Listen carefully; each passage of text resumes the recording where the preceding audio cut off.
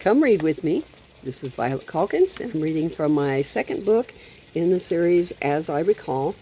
It's called It Takes Two, A Little Bit Me and a Little Bit You.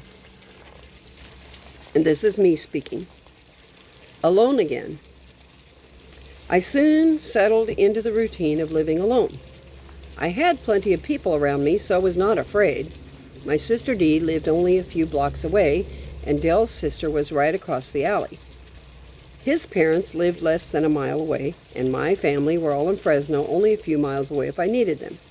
I had not tried to find a job because I had not felt the need to. I needed a car, if I were going to have any independence. Dell's car remained on blocks in Dee's garage.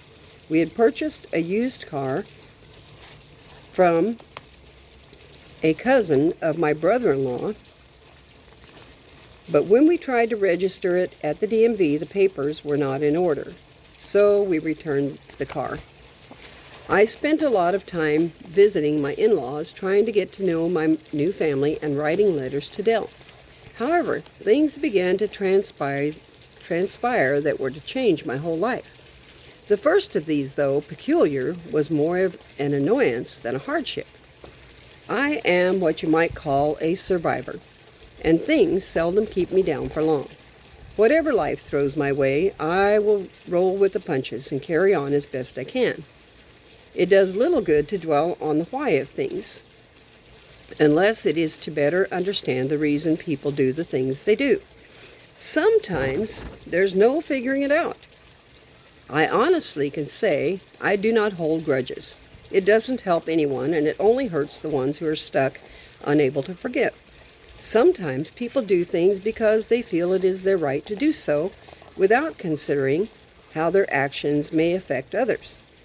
Within days of Dell leaving, his younger sister, from whom we had borrowed the bed, TV, and table, promptly came in to recall them. It was an inconvenience to me, but not the end of the world. I would manage. About this same time, my sister Joyce, this is hard lesson number 1. About this same time, my sister Joyce and her husband gave me a turquoise-colored vinyl naugahyde couch and chair. The furniture had large flat arms and a flat back, so for a while I slept on the couch. They weren't very comfortable. The plastic was cold and stiff, but they were better than nothing. Christmas would be coming soon, and I shopped for everyone, buying toys for the children and sets of tumblers for the adults. The glass tumblers were reasonable in price and something most everyone could use. I sent Dell an absolutely useless gift considering where he was: English leather cologne and soap on a rope. I also made dozens of cookies and mailed them to him. Those he appreciated. I wrote letters to Dell every day. It cost 10 cents for the email stamp. Each letter was sent in a special envelope with a border of red hash marks denoting it as airmail. After sealing the envelope, I would write SWAK, sealed with a kiss. Or, and this changed through the years, LOL, not meaning laugh out loud, but lots of love, on the back of the envelope. Or sometimes I would get creative and send other cryptic messages for him to figure out, like CWTOHYA. Can't wait to hold you again. Usually, I would put the message inside the envelope in case he couldn't figure it out. By sending it to his military address, mail was cheaper. However, it sometimes took weeks for the mail, and especially packages, to arrive.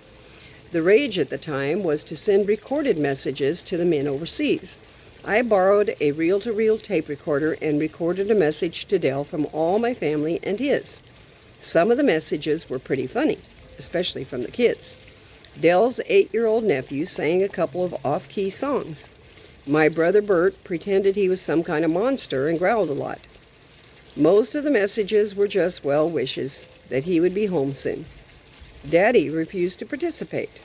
No surprise there.